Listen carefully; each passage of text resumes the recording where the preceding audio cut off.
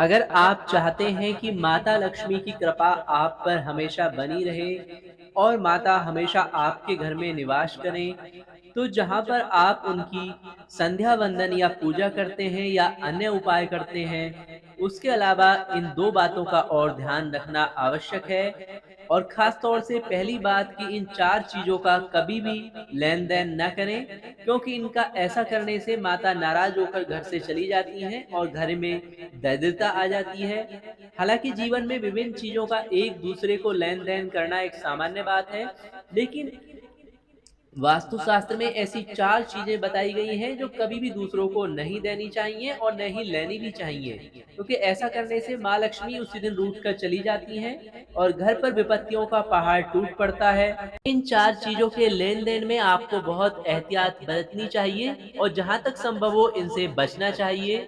देखा होगा आपने कई बार कि पेन या पेंसिल आप दूसरों के साथ शेयर करते हैं, लेकिन वास्तुशास्त्र के मुताबिक ऐसा करना बिल्कुल गलत है और इसका भी एक साइंटिफिक फैक्ट है। दरअसल वह कलम ही है जो हमारे अच्छे और बुरे कर्मों का पूरा हिसाब रखती है। इसलिए अगर आपने किसी से पेन पेंसिल मांगी तो काम पूरा होते ही उसे तुरंत वापस कर दें।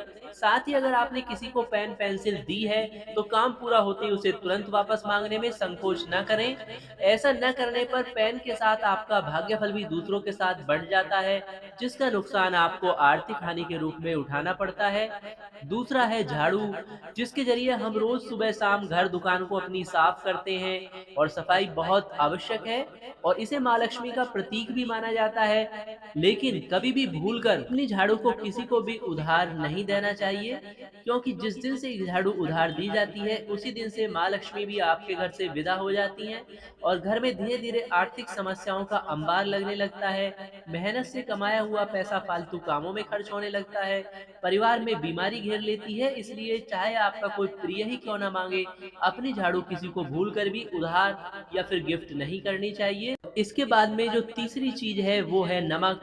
और वास्तुशास्त्र के मुताबिक नमक का संबंध चंद्रमा और शुक्र ग्रह से होता है। मान्यता है किसी को नमक उधार या फ्री में देने से दोनों ग्रह कमजोर होने लगते हैं और परिवार पर आर्थिक संकट मंडराने लगता है। ऐसा करने से आमदनी के स्रोत घटने लगते हैं, खर्चे बढ़ने लगते हैं और परिवार एक-एक पैसे के लिए परेशान होने लगता है। इसलिए नमक को न तो कभी किसी को दान करें और न ही कभी किसी को उधार देना चाहिए। और इसके बाद में जो चौथी चीज़ है, वो है दीवार घड़ी हो या फिर हाथ की घड़ी हो, इससे इंसान का अच्छा-बुरा समय जुड़ा होता है। लिहाजा अगर आप अपनी घड़ी यानी जिस घड़ी को आप प्रयोग कर रहे हैं, ये उसके बारे में तथ्य हैं, उसको किसी को दान या उधार न दें, वरना आपका भाग्य भी उसके साथ बढ़ जाता है। वहीं दूसरों से घड़ी उधार माँगने पर आप अनजाने में उसके अच्छे-खराब भाग्य में सहभागी बन जाते हैं। इसलिए घड़ी के लेन-देन को भी सही नहीं माना गया है और लोगों को इससे बचने की सलाह दी जाती है। तो आप इन 4 बातों का अगर ध्यान रखेंगे तो माता लक्ष्मी की कृपा आप पर बनी रहेगी। और इसी के साथ माता लक्ष्मी के इस महामंत्र को हमेशा अपने पूजा घर में भोजपत्र पर लिख कर रख सकते हैं। मंत्र इस प्रकार है: ॐ श्रीं ह्रीं श्रीं कमले कमलालये प्रसीद श्रीं ह्रीं श्रीं ॐ महालक्ष्मी नमः। और अगर कोई समस्या है तो कमेंट्स बॉक्स में लिख सकते हैं।